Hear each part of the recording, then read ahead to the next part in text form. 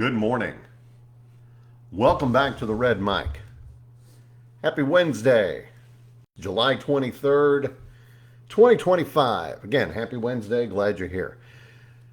Today's Red Mic message, the stuff Suzy didn't say.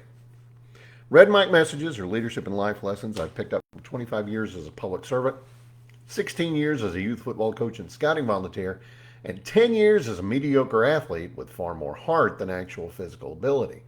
Today's Red Mic message, the stuff Suzy didn't say.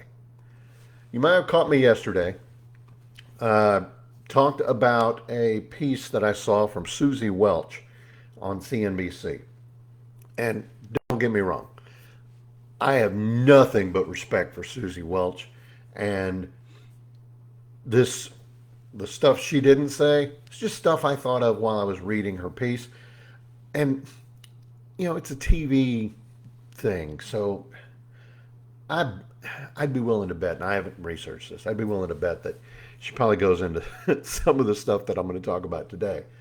Her column in CNBC was the 4 traits of modern leadership: nerve, soundness, wonderment, right?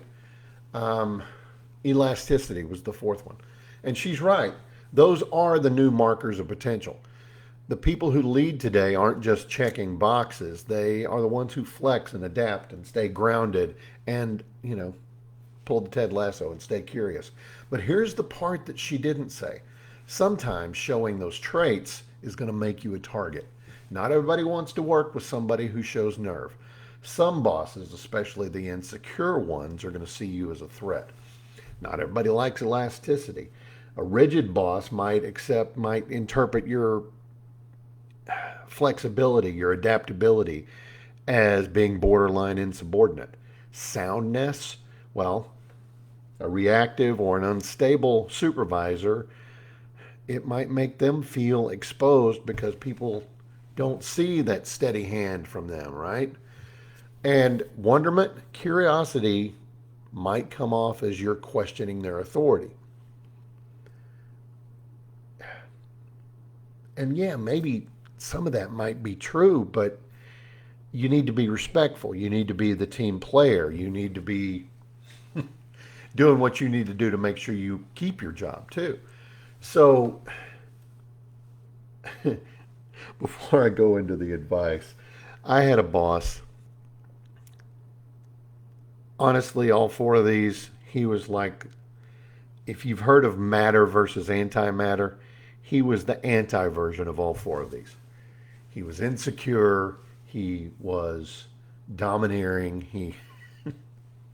He was the kind of person, he had his Mensa certificate on the wall so everybody could see it first thing when they walked in his office. And the pictures on his desk, they didn't face him.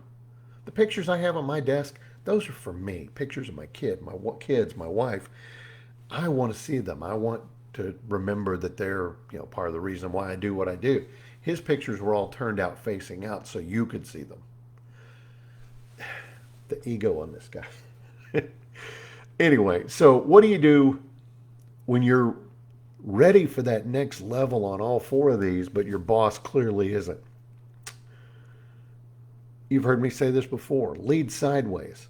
Deliver results without being overly braggadocious or showing off. Ask good questions without cornering anybody. Flex with humility and become the person who makes your boss's job easier, not harder. Earn their trust before you stretch their thinking. And if that trust doesn't come, and sometimes it's not going to, because unfortunately, far too often people don't grow, they don't change, they don't see the wisdom of the pivot, right? If you feel yourself hemmed in or micromanaged or ignored, play the long game. Document your wins. Build allies across your organization. Let your consistency speak louder than your ambition. The next opportunity might not come from above. Excuse me. It might come from beside you. Leading side. Don't just lead sideways. You might have to have an opportunity that goes sideways. Lateral moves, They happen all the time, and sometimes they're the better way to go. Some leaders do hire and lead with grit, but sometimes they resent you for having it. And that's not your fault, but it is your challenge.